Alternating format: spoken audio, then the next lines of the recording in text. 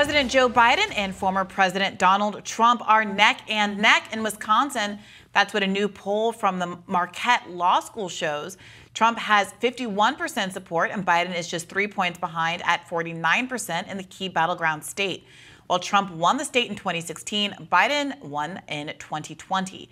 Now, political analysts say Democrats are relying on Wisconsin, along with Pennsylvania and Michigan, to help Biden remain in control of the Oval Office. Meanwhile, Trump will be back in court again today for jury selection for his hush money trial. 96 people have entered the New York City courtroom. 7 jurors were selected earlier this week. Now, one woman was dismissed this morning. The New York Times says she became fearful that her identity would be revealed. The trial is over charges that Trump's former lawyer, Michael Cohen, made payments to adult film star Stormy Daniels to keep her quiet about her alleged affair with Donald Trump before the 2016 presidential election. Meanwhile, prosecutors are arguing that Trump has once again violated the gag order that prevents him from talking about the case publicly after Trump took to Truth Social and quoted Fox News host Jesse Waters, who had said, quote, "They are catching undercover liberal activists lying to the judge in order to get on the Trump jury." Now, the gag order prevents Trump from, quote, making or directing others to make public statements about any prospective juror or any juror in this criminal proceeding. His legal team has argued that the gag order is unconstitutional and violates his First Amendment rights, but it remains in place for now. A lot of discussion going on about the gag order with respect to the jury pool. I'm seeing news organizations, some of them have shared information so far about the jury members, their backgrounds, etc. Now, Trump is specifically forbidden to say things about the jury in very broad fashion, frankly.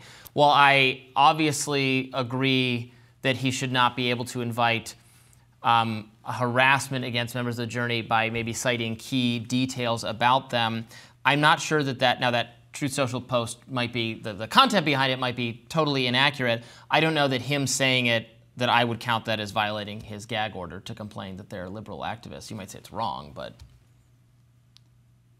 What is the implication? If you think that democracy has been undermined by liberals who stole the election from Donald Trump, and now they're trying to do it again by railroading him into a case that's rigged because the jurors are biased against Donald Trump, do you think that imperils the safety of those jurors and disincentivizes anyone who doesn't want to feel like they could be targets from wanting to serve on the jury in the first instance?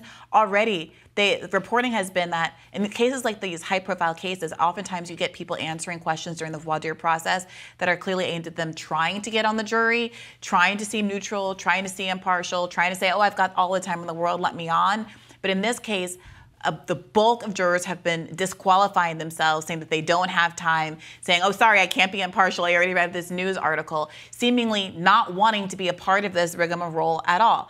That being the case, you don't see how the point of a gag order, which is to protect the integrity of the jury process, isn't undermined by Donald Trump making a target of them as biased, impartial, or corrupt? Making broad statements about the jury or saying he doesn't agree with them or think they're operating in good faith. He doesn't know what they believe. They're jury members. He's wrong. I'm not defending what he's saying. I'm saying I think he should be allowed to say it.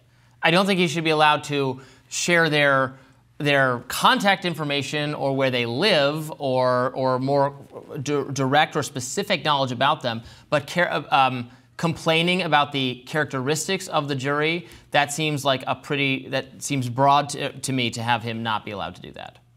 Donald Trump also complained about the characteristics of 2 women who he accused of stuffing ballot boxes and rigging the election in Georgia.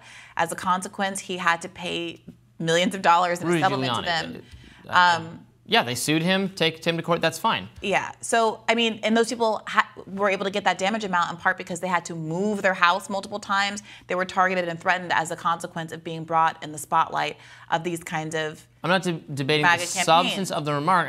I'm asking if the point of the process is to determine his culpability in this matter. Should it be stacked against him by having him be able to speak out against it in such a heavy-handed manner? That's what I object to. I don't think it's stacked against him. I think he's being asked to do what every other litigant is asked to do, which is not to threaten the jury. Most litigants aren't able to have the pulpit of being the former president of America and millions of followers, hundreds of millions of followers, to indict the integrity of the jury pool. Donald Trump does. And so he's being held to the same standard as everybody else. Donald Trump repeatedly seems to think that he should get special treatment in this case, talking about, for example, that he might have to miss his child's graduation, like every other criminal litigant who is not allowed. Not special treatment, just his First Amendment rights, which he's entitled to. Going to see your child's graduation is not a First Amendment right that any other person who's in the midst of a trial is allotted. So if Donald Trump is complaining about that, it's because he wants special treatment, not equal treatment. Well, is he allowed to complain about it? That's what we're talking about. No, those are two separate issues. He is allowed to complain that he can't go see his son's you graduation. introduced that. That's fine. I don't. He is whatever. not allowed. That should be the same as anyone else. I don't care about. He is not allowed. He is not allowed to target the jury and as impartial. In the way that he's done. Well, but we'll see. The court has yet to decide about whether or not he is violating that gag order. But it certainly is. He's playing with fire, and completely unnecessarily so.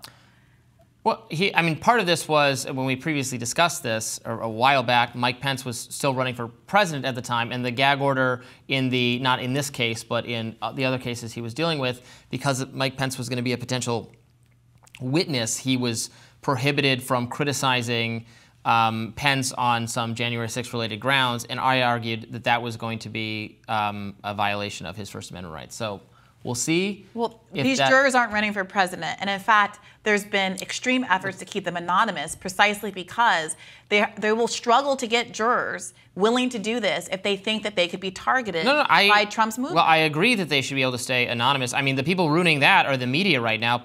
I take your point, but the problem is, the fact of why it's so important, not just in this case, but generally speaking with these high-profile cases, to have jurors that are anonymous, it's because they are vulnerable. They are vulnerable to people who share the political interests of one side or another. I absolutely agree with that. So I agree with keeping the jurors anonymous. I don't think whatever democracy concerns existed when the person Donald Trump was attacking happened to also be his opponent in a political contest simply don't exist here.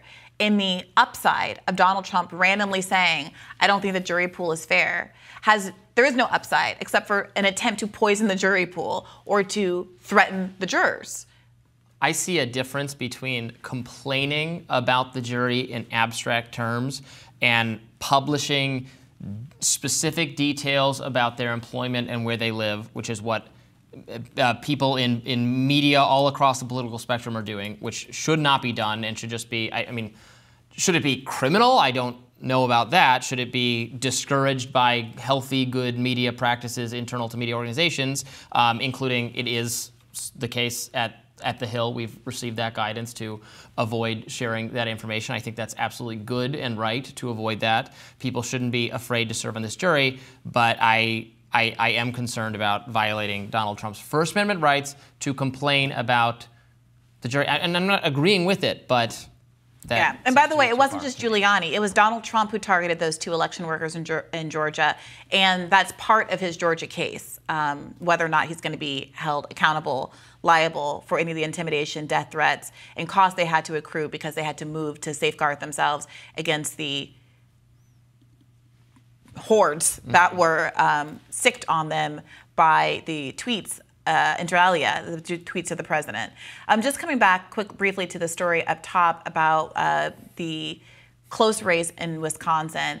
To really underscore how close it is, remember that the victory margin in both 2016 and 2020 was about half as large as the 47,000 uncommitted voters who voted for not Joe Biden in the Democratic primary this year. So given that there was a 20,000-ish vote margin in both of those races, it really is truly up in the air. And I see some Democrats celebrating closing of the gap there in Wisconsin. But it really remains a pretty significant question mark for Joe Biden because of his handling of the Gaza situation, and for Donald Trump because there are, what did we say the other day, about 26% of voters who say that their votes might be affected, would be affected by a conviction in this case. Yeah, I don't know. We'll have to see, because definitely there are people paying attention to this trial. I think less than the other ones, but obviously it is a historic day here to have a jury pool being drawn for a former president in a criminal matter. We'll have more Rising right after this.